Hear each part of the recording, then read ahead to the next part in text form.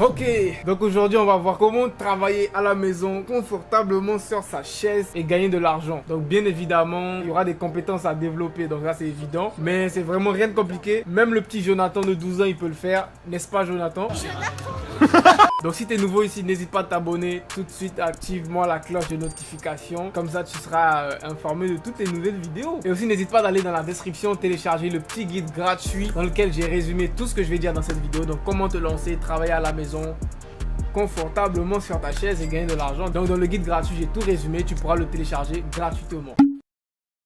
Donc on va se dire la vérité, en ce moment dans le monde, c'est pas trop ça. Il y a beaucoup de chômage, je pense bien. Aux États-Unis, il y a beaucoup de chômage en ce moment. En France aussi, je pense que c'est la même chose. Donc partout dans le monde, et il y a beaucoup de personnes qui trouvent plus d'opportunités ou qui trouvent pas d'opportunités de se faire de l'argent. Mais par contre, à l'inverse, il y a des personnes comme cette fille-là qui se fait 300 000 $ par an en travaillant à la maison sur son ordinateur, en écrivant des articles. Franchement, je pense que le monde, il est injuste, les gars. Le monde, il est vraiment injuste et c'est pas normal, tu vois. Mais en vrai, pour être sérieux, ce qu'elle fait, cette fille, elle a été très intelligente, c'est qu'elle a profité des opportunités du moment. Donc les opportunités que cette crise de coronavirus a envoyées, eh bien elle en a profité pour se faire le max d'argent. Et je pense qu'on doit la prendre comme exemple. Donc assez de blabla, je vais vous dire clairement qu'est-ce que cette fille avait fait pour gagner 300 000 $ par an. Et bien ce qu'elle fait tout simplement, c'est du freelancing. Tu vois, du freelancing, c'est-à-dire qu'elle est à la maison, elle travaille pour des clients un peu partout dans le monde et elle se fait de l'argent. Tu vois ce que je veux dire? Bon, on va dire qu'elle est son propre patron, elle a pas quelqu'un qui va lui dire ok, lève-toi, travaille aujourd'hui, lève-toi, travaille jusqu'à 18 h. Elle choisit ses propres heures de travail. Elle offre ses services à des clients un peu partout dans le monde et elle gagne de l'argent. Donc qu'est-ce qu'elle fait exactement? Je crois que c'est une écrivaine, ce qu'on appelle une copywriter en anglais. Donc elle écrit pour des gens. Donc par exemple, si toi tu as un blog, tu es un entrepreneur comme moi, entrepreneur du web, tu vois, et que tu as un blog, tu n'as pas le temps d'écrire les articles pour ton blog, tu peux la voir. Elle va écrire des articles pour toi et tu vas lui payer un bon pactole, tu vois. Donc c'est un peu ce qu'elle fait. Elle écrit des articles pour des gens et se fait jusqu'à 300 000 $ par an. Donc ce qu'elle fait, ça s'appelle du freelancing, tu vois. Donc logiquement, si tu veux débuter dans le freelancing, tu l'as compris, tu as besoin d'avoir une compétence. Donc pas forcément un truc de ouf, t'as pas besoin de savoir construire des fusées. Juste une simple compétence. Tout le monde qui regarde cette vidéo a forcément une compétence. Soit tu sais danser, soit tu sais chanter, soit tu sais peut-être dessiner ou je sais pas, soit tu sais peut-être soit tu sais juste boire de l'eau. Chacun sa compétence, tu vois ce que je veux dire? Donc peu importe la compétence que tu as, tu vois qu'il y a des personnes qui seront prêtes à payer pour ça, tu vois ce que je veux dire? Maintenant, lorsque tu auras trouvé quelle est ta compétence, il sera temps d'aller chercher des clients qui seront prêts à payer pour ça. Et pour pouvoir trouver des clients, il y a 3 sites. Enfin, il y a plusieurs sites, il n'y a pas que 3 sites. Mais là, je vais t'en présenter 3 que je connais personnellement. Le premier, c'est le site par excellence que tout le monde connaît. Ça s'appelle Fiverr. Je pense que j'ai déjà fait une vidéo là-dessus. Donc Fiverr, c'est un site, c'est même là où j'ai trouvé notre danseur là, notre fameux danseur Albert, qui se fait payer 5 $ pour danser. Hello, happy birthday to you. Happy birthday. Franchement, on va se le dire, c'est pas le meilleur danseur du monde, mais il a déjà eu 205 commandes sur son gig. C'est-à-dire que si on multiplie 5 fois 205, 1025 $ que mon gars Albert s'est fait juste en dansant sa danse toute pourrie. Tu peux trouver tout ce que tu veux sur Fiverr. Un designer, un monteur vidéo, un écrivain, tout ce que tu veux, tu vois. Donc personnellement, moi j'ai trouvé mon monteur vidéo sur Fiverr. Donc le gars qui fait des très bons montages que tu regardes aujourd'hui, je l'ai trouvé sur Fiverr. J'ai même trouvé une assistante personnelle qui m'aide à répondre aux messages de mes réseaux sociaux. Franchement, Fiverr c'est incroyable. J'ai déjà trouvé des gars qui m'ont fait des sites internet sur Fiverr. Fiverr c'est le must-have, tu vois. Donc Fiverr c'est pas compliqué. Le lien sera dans la description. Tu viens sur Fiverr, tu te crées un compte. C'est quoi cette mouche là? Tu viens sur Fiverr, tu te crées un compte et là tu vas te publier un gig, ce qu'on appelle un gig. Donc tu vas venir ici, tu vas cliquer ici sur ton profil. Tu vas cliquer sur Create a new gig. Donc c'est à dire que tu vas te créer un gig. Le gig c'est un peu la compétence que tu vas vendre aux gens. Donc là tu vas faire continuer, merci. Tu vas mettre une description pour ton profil, des trucs comme ça. Et ensuite, tu vas remplir toutes les différentes informations qui sont en rapport avec ton gig, avec ta compétence. Et tu vas te lancer ton gig. Et ton gig, il va apparaître sur Fiverr ici quand une personne va chercher. Par exemple, si je mets dance, il y aura plein de gars danseurs qui vont sortir, qui vont danser, tout ça.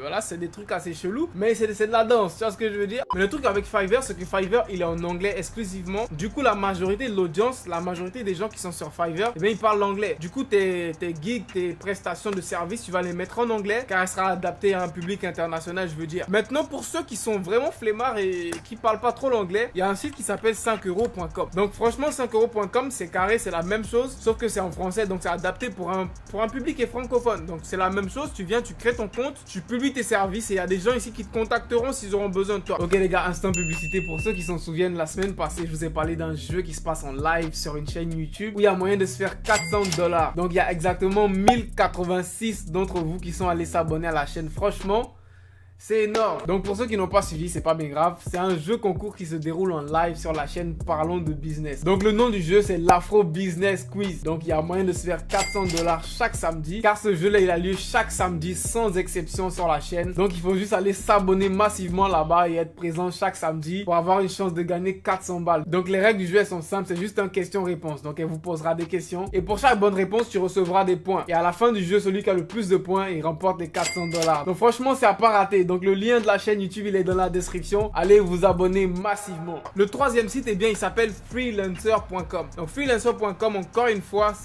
je vais dire c'est exclusivement en anglais. Donc c'est plus adapté pour un public anglophone. Mais de nos jours mon gars, si tu veux te faire de l'argent sur internet, faut que tu prennes des cours d'anglais clairement. Parce que c'est là où il y a toutes les opportunités. C'est chez les anglophones mon gars. Donc la différence entre un Fiverr et un freelancer.com, c'est que Fiverr, tu viens sur Fiverr en tant que freelancer et tu publies directement les prestations que tu offres à des clients. Alors que freelancer.com, c'est un peu l'inverse, je vais dire. C'est des clients viennent sur freelancer.com, ils postent par exemple les jobs qu'ils ont. Toi en tant que freelancer, quand tu viens sur freelancer.com, tu peux venir par exemple des jobs de logo et tu verras beaucoup de jobs ici. Par exemple ce gars là qui te paye 394 $ pour que tu lui crées un logo. Donc tu verras plusieurs offres de jobs ici. Il y a assez d'offres, tu pourras juste postuler et si après tu es accepté, tu pourras faire le job pour la personne et gagner de l'argent. Donc c'est à peu près le même service, c'est juste tu restes à la maison confortablement sur ta chaise encore une fois et tu fais des jobs en ligne comme ça. Franchement c'est incroyable. Ok, donc là maintenant je vais vous donner des astuces secrètes pour réussir dans le freelancing, tu vois. Donc comment avoir tes premiers clients et comment gagner tes premiers euros, tes premiers dollars. Donc je vais te dire la vérité, ça va pas être facile. Donc t'attends pas à ce que dès le début tu fais 100 € le premier jour. Non, ça va être difficile. Surtout si tu es débutant dans gagner de l'argent sur internet. Si t'as pas d'expérience à juste faire des jobs en ligne, ça va être difficile. Donc là je vais vous donner des astuces pour pouvoir réussir à avoir vos premiers clients. D'abord on vient sur Fiverr. Donc disons que tu veux commencer sur Fiverr ou sur 5euros.com, peu importe, c'est la même chose. Donc ce que tu vas faire, tu vas essayer de voir un peu la concurrence, que la concurrence elle offre. Disons que toi tu veux créer des logos. Donc on va venir ici sur Fiverr, on va voir logo design, tu vois. Et ce que tu vas faire, tu viens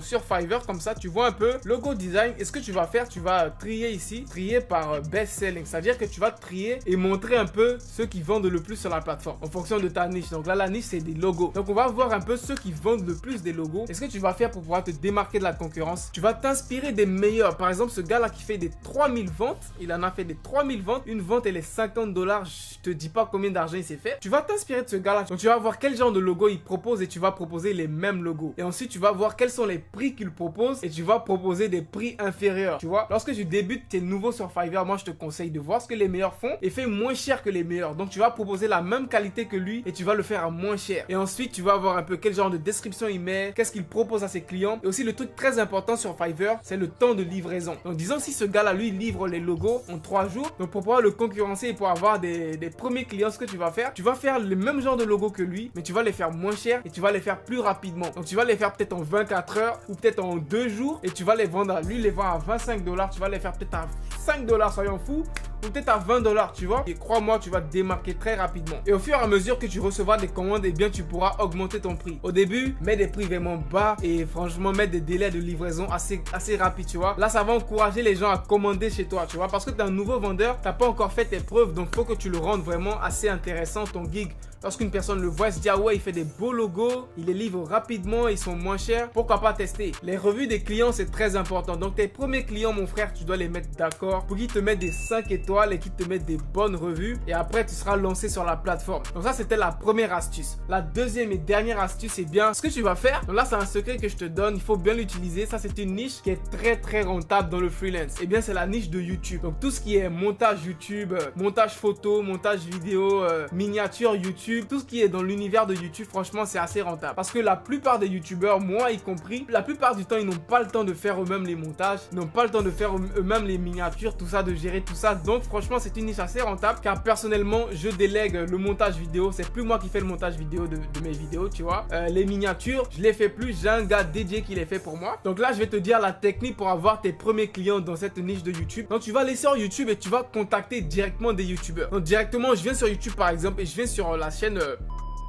Donc c'est pas du tout de la publicité, elle est tombée par hasard ici. Et le plus souvent quand tu viens, il y a la section à propos. Donc quand tu viens dans à propos, tu verras que la plupart des youtubeurs, ils ont leur email business, tu vois. Et cet email business, ça c'est là où ils reçoivent la plupart des propositions de business. Donc c'est une email qu'ils regardent tout le temps. Donc si tu leur envoies un email sur cette email adresse, sois sûr que tu recevras une réponse ou au moins ils verront ton email. Donc ce que tu vas faire, tu fais une liste de youtubeurs à qui tu vas envoyer des emails et tu leur dis par exemple: bonjour, je viens de voir ta chaîne, j'adore tes vidéos. Si tu serais intéressé par du montage vidéo, voici un peu des exemples de vidéos que j'ai déjà fait. Tu fais la même chose pour les miniatures. Bonjour, voici des exemples de miniatures YouTube que j'ai déjà fait. Si tu es intéressé, je peux te proposer de faire tes miniatures YouTube. Tu fais la même chose et tu contactes plusieurs youtubeurs à la fois et crois-moi, tu auras forcément une réponse. Et franchement, pour être honnête, c'est de cette manière que mon gars qui fait mes miniatures, c'est de cette manière qu'il m'a approché. Il m'a envoyé un email et directement j'ai accroché, j'ai kiffé le type de miniature qu'il faisait. Je lui ai dit: gars, direct on travaille ensemble, tu vois. Donc là, c'est une technique pour avoir des clients ciblés, assez ciblés. Donc dans la niche YouTube, franchement, crois-moi, c'est dans le freelance, c'est une niche assez rentable. Donc arrivé à un moment, les youtubeurs, franchement, ils ont plus le temps de faire tout ça. Donc là, je pense